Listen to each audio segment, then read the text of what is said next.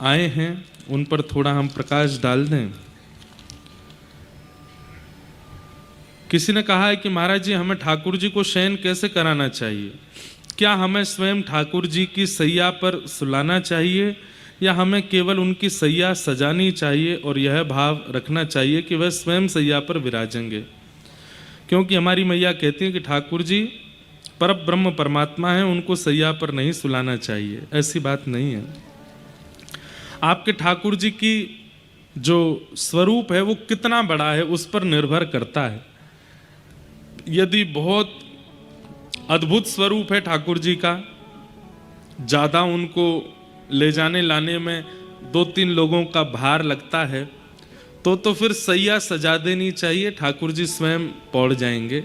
और उसमें भाव यही रखना चाहिए कि सैया मतलब सामने बिस्तर करके उस पर इत्र लगा के फिर नेत्र बंद कर लो, और नेत्र बंद करके ठाकुर जी स्वयं उतर के आए हैं, पौड़ गए हैं, हम चरण दबा रहे हैं, और सैया जी की ही सेवा कर दो और ठाकुर जी का शयन हो गया, आप बाहर चले जाओ। बड़े बड़े मंदिरों में ऐसे होता है। पर अगर आपके ठाकुर जी स्वरूप छोटा ही है, ज़्यादा बड़े स्वरूप में नहीं विराज रहे, आप सहज ही उनको अपने स्थान से उठा लेते हैं, तो आपको सैया पर स्वयं सुलाने चाहिए, स्वयं उनको पधराना चाहिए, उनके वस्त्र हल्के करने चाहिए, अपने हाथ से उनको।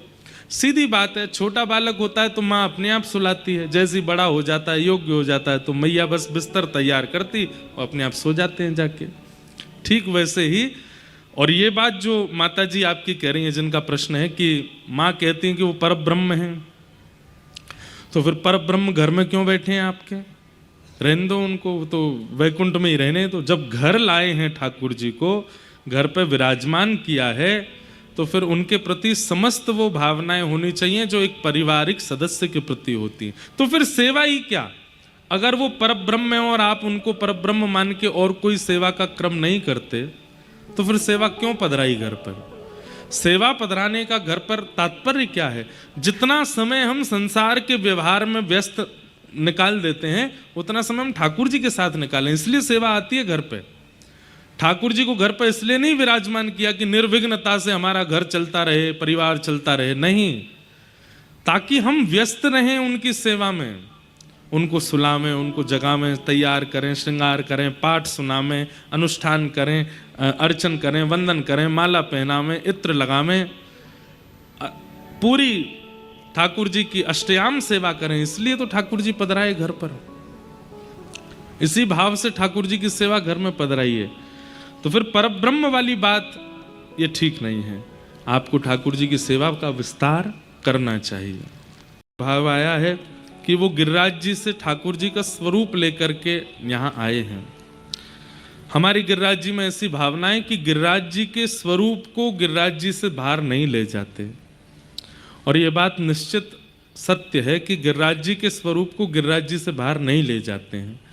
तो ये जो वैष्णव हैं, इनसे हमारी प्रार्थना कि हमारे यहाँ नियम है कि जितना भार का स्वरूप आप गिरिराज जी से लाए हो, उतना भार सोना या तो वहाँ दान करना पड़ता है, तो ही आप ले जा सकते हो।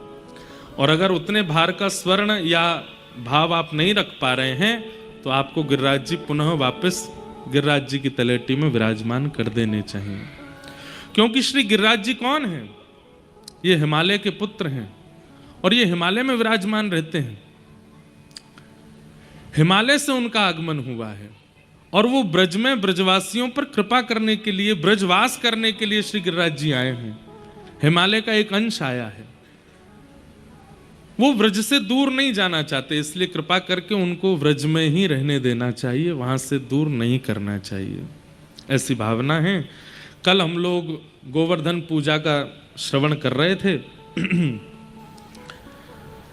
बंधुओं देखो, बहुत ध्यान से सुनिएगा, हमारे धन की, हमारे समय की, हमारे जीवन की सबसे ज्यादा चिंता रहती है ठाकुर जी को। अगर हम अपने धन का व्यय गलत स्थान पर करते हैं तो ठाकुर जी को बहुत पीड़ा होती है। गलत जगह धन लगाते रहते हैं तो ठाकुर जी को बड़ी पीड़ा होती है। इसलिए कभी भी अपने धन का व्यय गलत स्थान पर नहीं करना चाहिए। सब लोग इधर देखो, यहां देखो भाई, केवल इंसानों को कथा सुनने का अधिकार नहीं है, प्रेत आत्माएं भी आ सकती हैं, तो उनको आने दो, सुनने दो कथा। सब लोग इधर देखो भैया, ध्यान से कथा सुनो। कोई माता बहन वहां हो तो उनको संभालो, पानी वानी पिलाओ, थोड़ा हनुमान जी के पास ले जाओ, ठीक हो जाएंगे। इधर आप लोग कथा सुनो। उनको शायद ये लगा होगा कि बागेश्वर वाले महाराज जी कथा कर रहे हैं।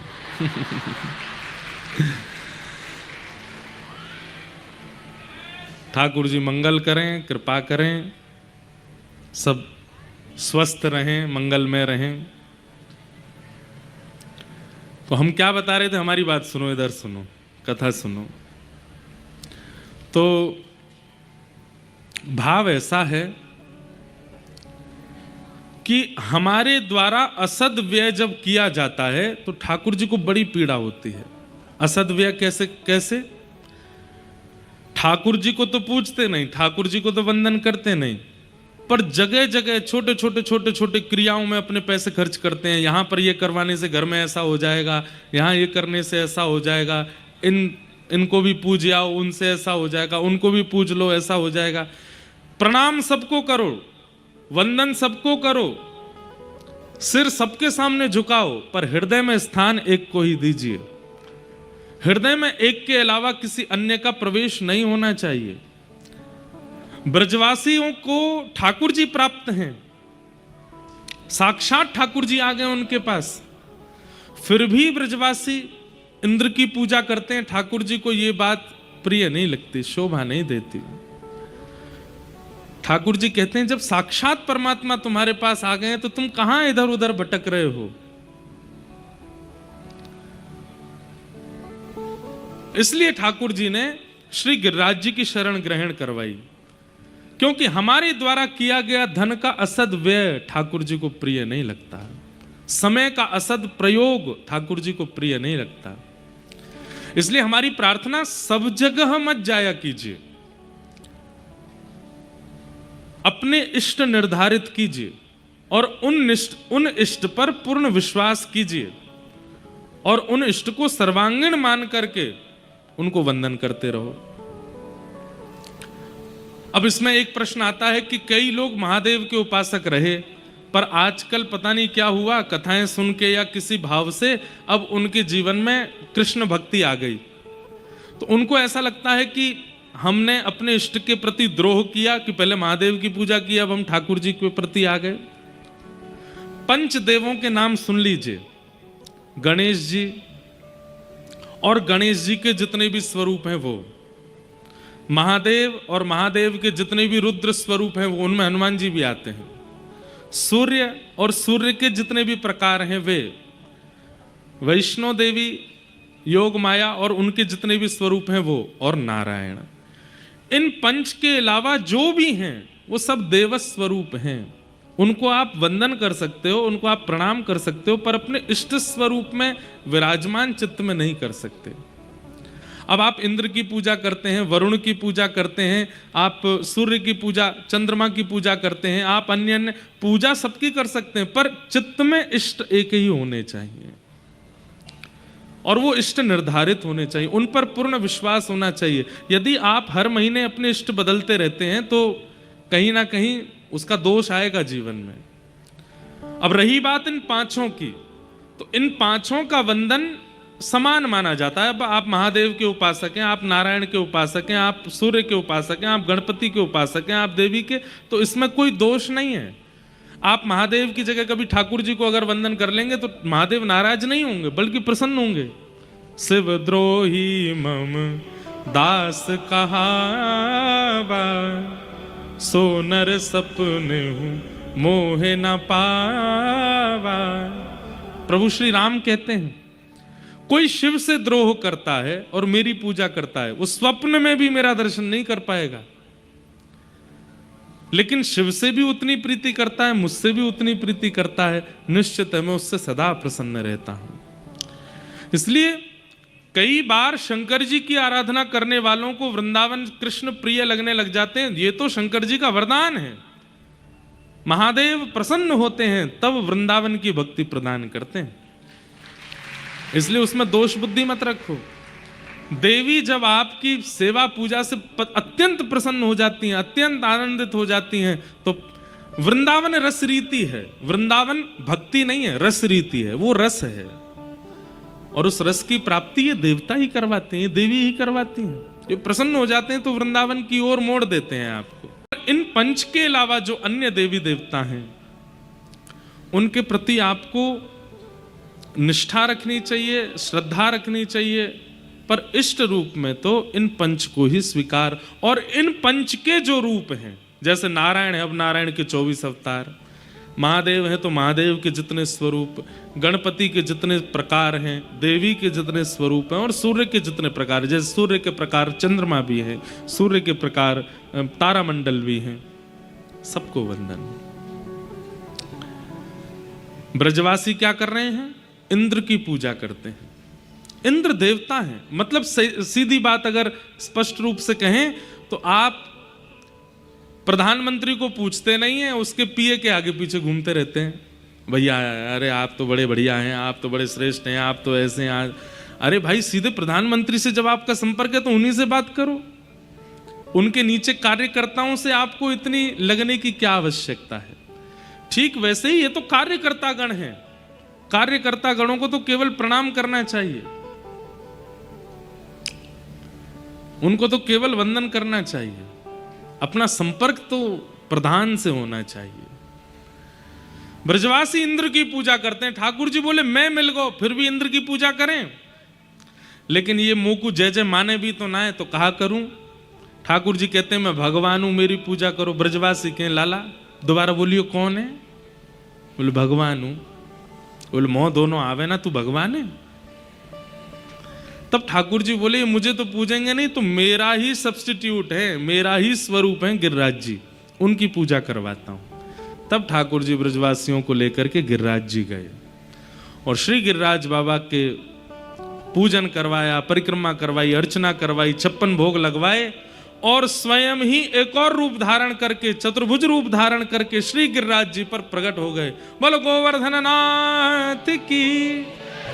4 भुजा वाले गिरिराज जी जैसे प्रकट भये, ब्रजवासी बोले अरे लाला देवता आ गयो, देवता प्रकट है गयो, देवता प्रकट है गयो। ठाकुर जी बोले प्रणाम करो, वंदन करो, पूजा करो।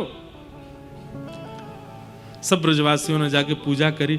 कई ब्रजवासी तो ऊपर चढ़ गए गिरिराज जी पे, और चतुर्भुज रूप में जो गोवर्धन नाथ प्रकट हुए, उनके हाथ स्पर्श करके देख रहे हैं असली हैं कि नकली हैं।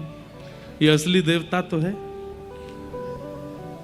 मधुमंगल श्रीदामा ठाकुर जी के पास आए और ठाकुर जी से आके बोले लाला जी, गिरिराज बाबा बिल्कुल तेरे जैसे ही लगे देखने में, तेरो नेक और अधिक श्रृंगार कर देंगे, बढ़िया वारों मुकुट पहना देंगे, नेक विशेष श्रृंगार कर देंगे, तो ऐसा लगेगा तू ही गिरिराज बाबा है का।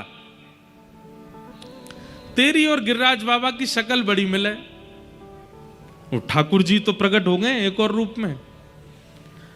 ठाकुर जी बोले अरे तुम नहीं जानो, मैं अपनी गैया चरावे आऊं यहाँ पे, और जा गैया को दूध मैं पीऊं, वही गैया को दूध ये गिरिराज बाबा पीवे।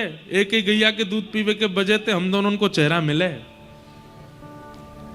श्री दामा बोलो लाला गैया को दूध पीवे तो चेहरा कैसे मिल गो? चो तेरी मैया के तू और तेरी बहन दोनों ने दूध पियो, दोनों को चेहरा मिले कि ना मिले? सीधा हूं बोलो हाँ लाला चेहरा तो मिले हम दोनों को। बोले जैसी तेरी बहन लगे वैसे ही तू लगे, क्योंकि एक ही मैया को दूध पियो, यही हमारे एक ही गैया को दूध पियो, या हमारो चेहरा मिले। इतने में मधुमंगल बोलो लाला एक बात और बता। बोले कहा गैया को दूध तो बछड़ा भी पीवे, हमारो चेहरा बछड़ा ते काई को ना मिले, तो बछड़ा और हम अलग अलग काई कुएं। ये बात हम क्यों सुना रहे हैं आपको पता है? ब्रजवासी भोले कितने हैं, ब्रजवासी सीधे कितने हैं। ठाकुर जी की प्राप्ति में ज्ञान आवश्यक है, ठाकुर जी की प्राप्ति में भक्ति आवश्यक है, वैराग्य आवश्यक है, योग आवश्यक है, पर इन सबसे भी अधिक सहजता आवश्यक है, सरलता आवश्यक है। व्यक्ति क्या करता है? ज्ञान चुन लेता है पर सहज नहीं बन पाता, भक्ति चुन लेता है पर सहज नहीं बन पाता, योग चुन लेता है पर सहज नहीं बन पाता। आप कभी भी अत्यंत ज्ञानी व्यक्ति से मिलो, अपने ज्ञान का अभिमान लिए बैठा है, आप तपस्वी व्यक्ति से मिलो, तपस्या का अभिमान लिए बैठा है।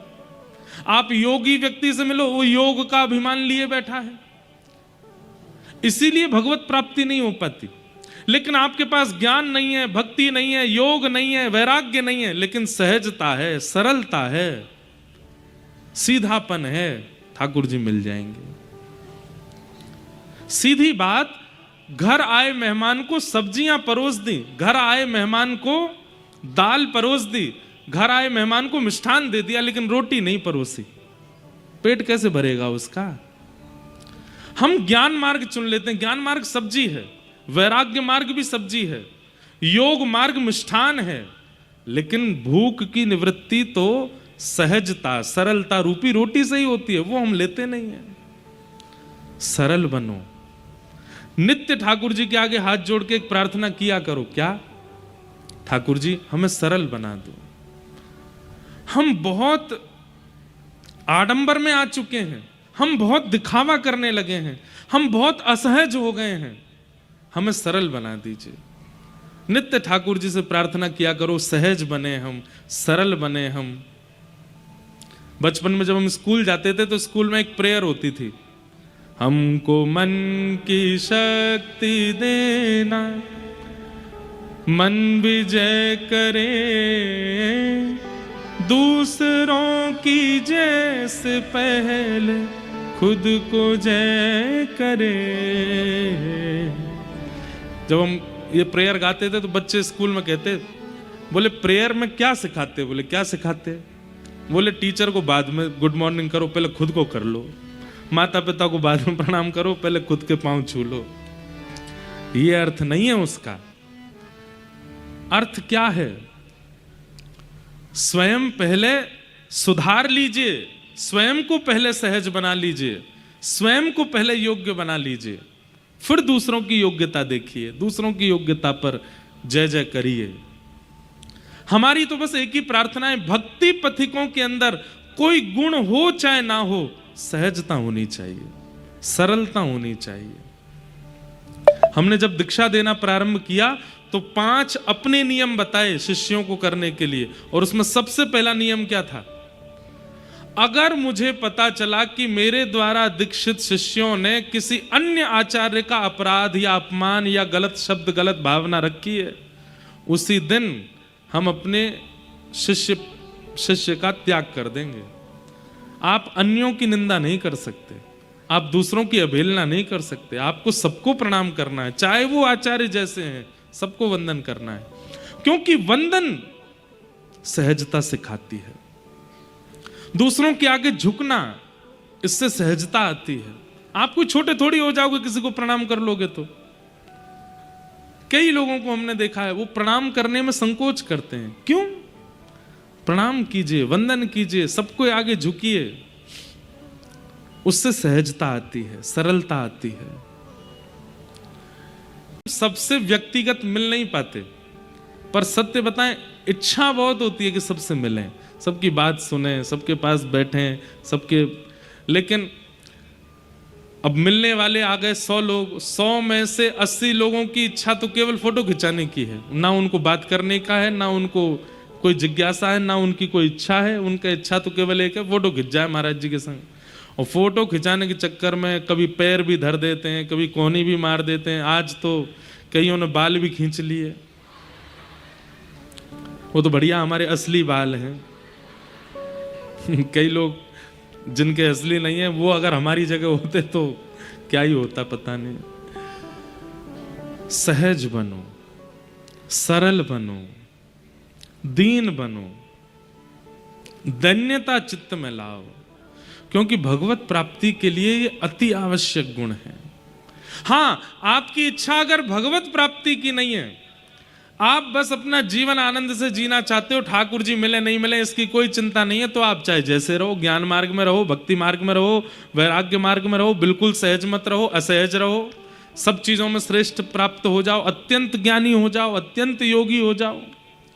लेकिन किंचित भी भावना यह है कि मेरे प्राण निकले उससे पहले मुझे श्री राधा रमण जी का दर्शन करना है, मेरे प्राण निकले उससे पहले राधा वल्लभ जी का अनुभव करना है, तो सहज बनना पड़ेगा, सरल बनना पड़ेगा, क्योंकि ठाकुर जी को सरल ही प्रिय है, सहज ही प्रिय है। यदि ज्ञानी को मिलना होता तो ठाकुर जी मधुमंगल, श्रीदामा, तन सुखा, मन सुखा, धन सुखा इनको कभी सखा नहीं बनाते। यदि धनवान से मिलना होता तो सबरी के यहां कभी नहीं जाते। रूपवान से मिलना होता तो कुब्जा के ऊपर कृपा कभी नहीं करते। इन सब पर कृपा का ये प्रमाण है कि ठाकुर जी को और कुछ प्रिय नहीं है। सहजता प्रिय है, सरलता प्रिय है, दीनता प्रिय है। इसलिए दीन बनो और नित्य ठाकुर जी से प्रार्थना करो कि हमें दीन बनाओ, हमें सरल बनाओ, हमें सहज बनाओ। ब्रजवासी बड़े सीधे हैं।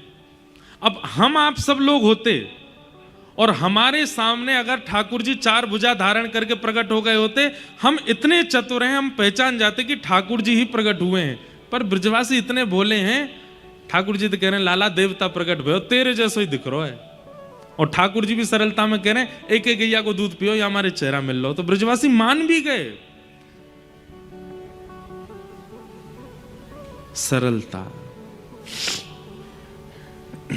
अब इसको कई लोग पता आज की भाषा में क्या कहते हैं, महाराज जी इसको हम लोग मूर्खता भी तो कह सकते हैं कि सामने स्पष्ट है और फिर भी हम उसको पहचान नहीं रहे हैं। मूर्खता अलग होती है, सहजता और सरलता को आप इस शब्द से मत जोड़िएगा।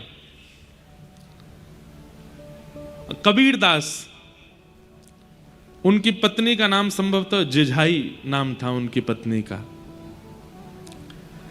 कबीरदास सूर्य के प्रकाश में बैठे बैठे अपनी पत्नी से कह रहे हैं अरे सुनो। पत्नी बोली क्या?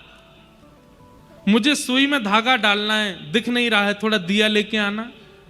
दोपहर में 12 बजे सूर्य निकला है, धूप में बैठे हैं और अपनी पत्नी से कह रहे हैं दिया लेके आना, क्योंकि दिए के प्रकाश में देखूंगा कि सुई में धागा कैसे जाए। अरे इतना बड़ा प्रकाश है फिर भी तुम दिया मांग रहे हो। लेकिन आश्चर्य की बात, उन्होंने दिया मांगा और पत्नी दिया ले भी आई।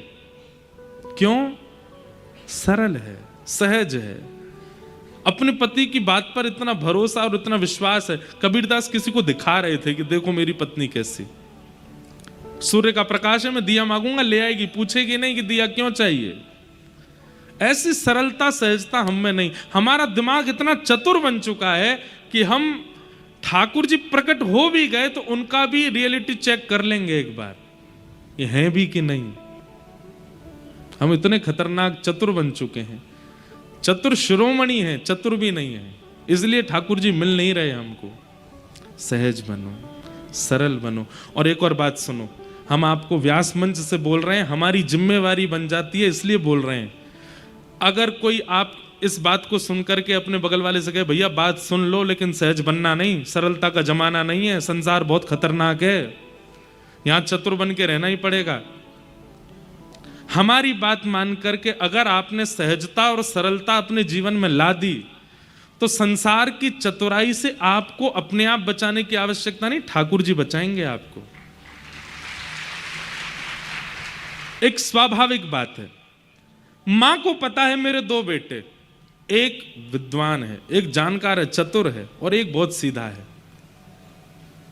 तो मां जब भी घर से बाहर जाएगी पढ़े लिखे को नहीं लेके जाती, चतुर को छोड़ जाती है, बोले ये अपने आप ध्यान खुद रख लेगा, ये जो है ये बहुत सीधा है, इसको मुझे संगे ही लेके जाना पड़ेगा।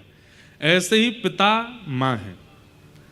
उन्हें जब संसार में व्यक्ति दिखता है कि खूब चतुर है, खूब बुद्धि लगा लेता है, सब जगह से बचना निकलना जानता है, ठाकुर जी कहते हैं ये जी लेगा, अपनी जिंदगी अपने आप कर लेगा निर्माण। लेकिन जब ठाकुर जी को पता चलता है अत्यंत सरल है, अत्यंत सहज है, इसको कोई भी पागल बना जाता है, इसके सामने कोई कुछ भी बोल जाता है, तो ठाकुर जी फिर उसका ध्यान रखते हैं, भाई इसका ध्यान तो मुझे रखना पड़ेगा। सरल बन के तो देखिए एक बार, उद्देश्य उसके पीछे ये रखना कि ठाकुर जी को सरलता प्रिय, इसलिए मुझे सरल बनना है, सहज बनना है। फिर देखिए संसार चतुराई प्रकट करेगा पर ठाकुर जी आपको बचा लेंगे, ठाकुर जी आपकी रक्षा कर लेंगे। सरल बनो। ब्रजवासियों में सरलता है, सहजता है। अभी तो आगे देखना कैसी सरलता। जैसे इंद्र को पता चला कि मेरी पूजा बंद कर दी ब्रजवासियों ने, सांबर तक मेघमालाओं को आज्ञा कर दी, जाके ब्रजमंडल पर इतनी वर्षा करो कि पूरा ब्रजमंडल डूब जाए। गड़गड़ करके बादलों ने गरजना शुरू किया, काली काली मेघमालाएं गोवर्धन के ऊपर जैसे ही आई, ब्रजवासी सब बोले लाला जे तो हमें लगे इंद्र नाराज है गो, और हमने यहाँ की पूजा बंद कर दी, अब जे हमें जीवित ना छोड़े गो। ठाकुर जी बोले जिनकी शरण में आए हो गिरिराज बाबा से प्रार्थना करो, ये रक्षा करेंगे। ताबड़तोड़ मूसलाधार बारिश प्रारंभ हुई। सब ब्रजवासी हाथ जोड़ के गिरिराज बाबा से प्रार्थना कर रहे हैं। नेत्र बंद करके प्रार्थना की, और जैसे ही नेत्र खोल करके देखा तो क्या पाया, 7 कोस 21 किलोमीटर लंबे चौड़े गिरिराज पर्वत को 7 बरस के ठाकुर जी ने अपनी बाम हस्त की कन्नी उंगली के नख पर धारण कर लिया है। मानो एक 21 किलोमीटर लंबी चौड़ी छतरी प्रकट हो गई है, और ब्रजवासियों को आह्वान कर रहे हैं ठाकुर जी आ जाओ, सब यहीं आगे खड़े हो जाओ। नख पे धार लियो गिरिराज नाम, गिरधारी पायो है। नख पे धार लियो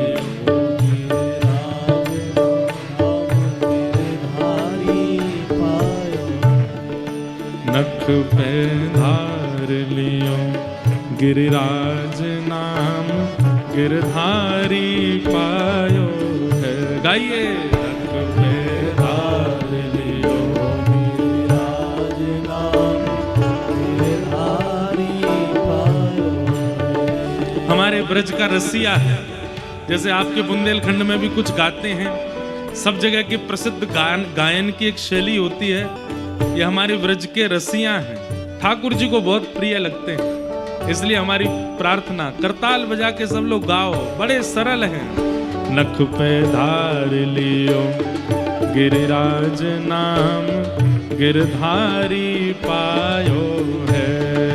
नख पे धार लियो गिरिराज नाम, गिरधारी पायो है।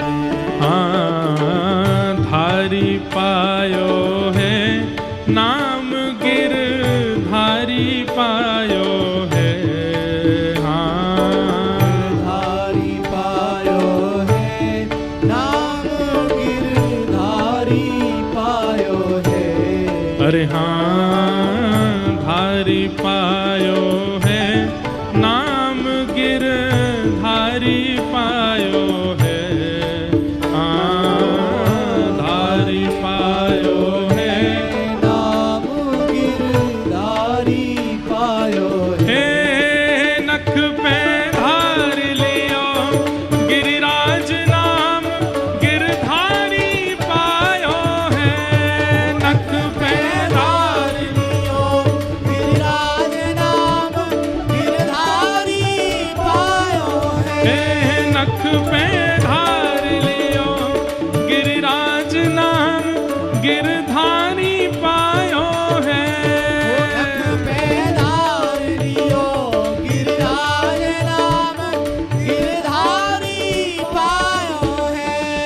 सुनिएगा, सुरपति पूजा मेट कृष्ण गिरिराज पूजायो है।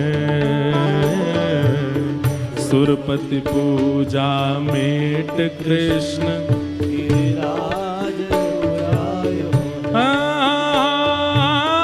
सुरपति पूजा मेट कृष्ण गिरिराज पूजायो है।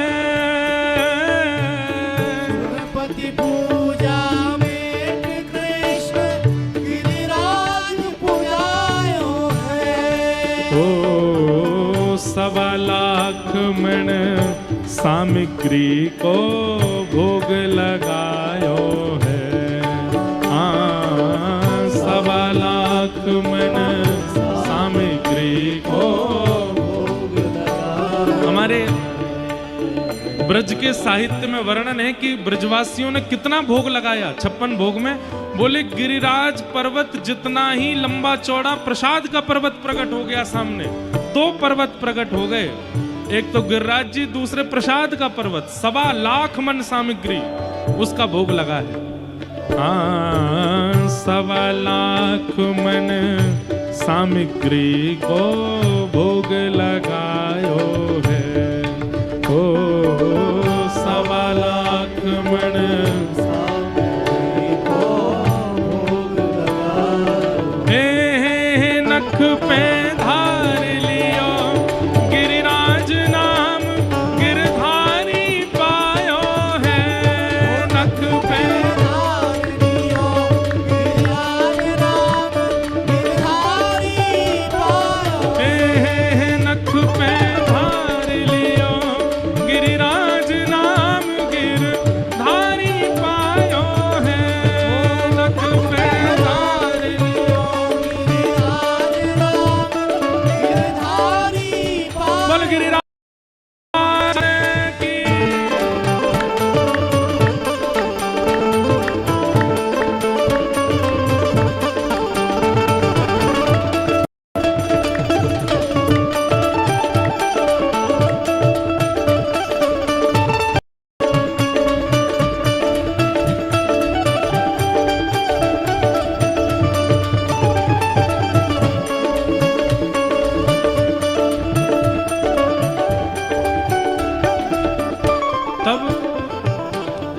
पड़ी स्वर्ग में खबर, हाँ पड़ी स्वर्ग में खबर, क्रोध सुरपति को आयो है।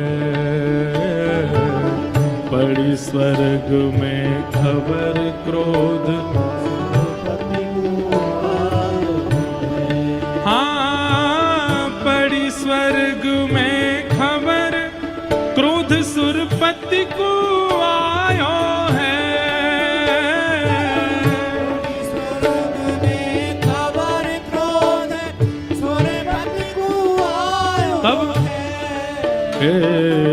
मूसलधार अपार बहुत पानी बरसायो है। मूसलधार अपार बहुत पानी बरसायो। मूसलधार अपार बहुत पानी बरसायो है।